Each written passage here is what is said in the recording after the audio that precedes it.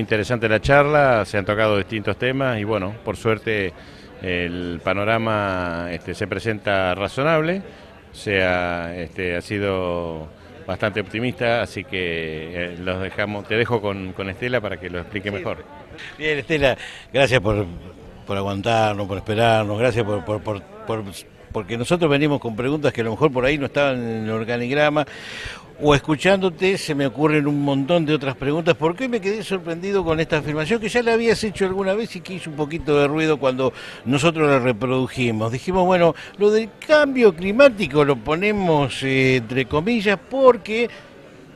¿Por qué, Estela? Buenas noches. Buenas noches.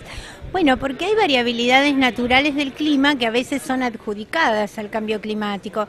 Al principio, cada vez que había un niño o una niña y teníamos que atravesar situaciones de mucha lluvia o de sequía, decíamos, es el cambio climático. Después aprendimos o confirmamos o tratamos de que la gente entendiera de que no todo era cambio climático. Había un fenómeno extremo que de alguna manera hacía que en ese particular año se dieran características del clima que después a lo mejor no se daban al siguiente.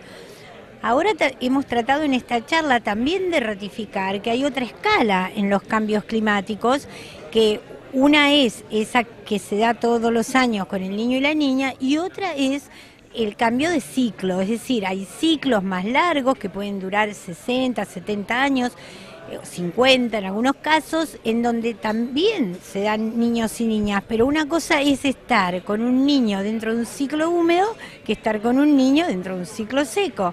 Entonces sabemos ya, y podemos comprobarlo con los anillos de los árboles, con dataciones que se han hecho de árboles que en nuestro país tienen 300 y en otros casos, en otras especies, hasta 500 años, que esos ciclos secos y húmedos han existido siempre y que algunos de ellos han sido incluso más intensos que el actual, tanto en la fase húmeda como lo fueron en la fase seca, respecto a la que recordamos o tenemos instrumentalmente comprobada. ¿Qué quiere decir?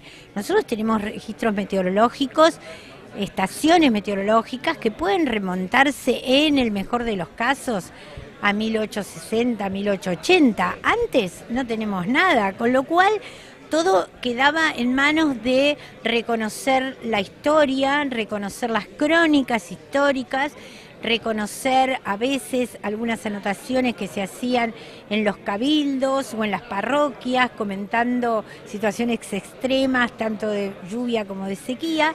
Pero hoy tenemos los anillos de los árboles, que son, digamos, como mucho más veraces en las historias que nos pueden contar, porque justamente con el ancho de los anillos, que muestran la evolución en determinadas condiciones climáticas, nos están contando cuánto sufrieron en ciclo húmedo o cuánto sufrieron en ciclo seco, y entonces podemos verificar que realmente existieron esos ciclos. Y entonces Digamos, se puede probar científicamente. Sí, se ha probado científicamente, no solamente en estas especies de nuestro país, sino también en especies muchísimo más longevas como las secuoyas en Estados Unidos, que ya hay especies que superan los 5.000 años y donde se han hecho dataciones muy precisas de la historia climática de la zona de California de los últimos 6.000 años. Así que cuando uno verifica eso, se da cuenta que a veces uno, ubicado en lo corto que es nuestra vida, ¿no es cierto? Aunque cada vez somos más longevos, pero en lo corto que es la vida de un ser humano, y que piensa, no, esto nunca lo viví, esto nunca existió, esto es imposible que no sea una cosa nueva. Y sin embargo, si recurriéramos a las memorias de los abuelos o de los tatarabuelos, veríamos que esto es simplemente una repetición de algo ya vivido.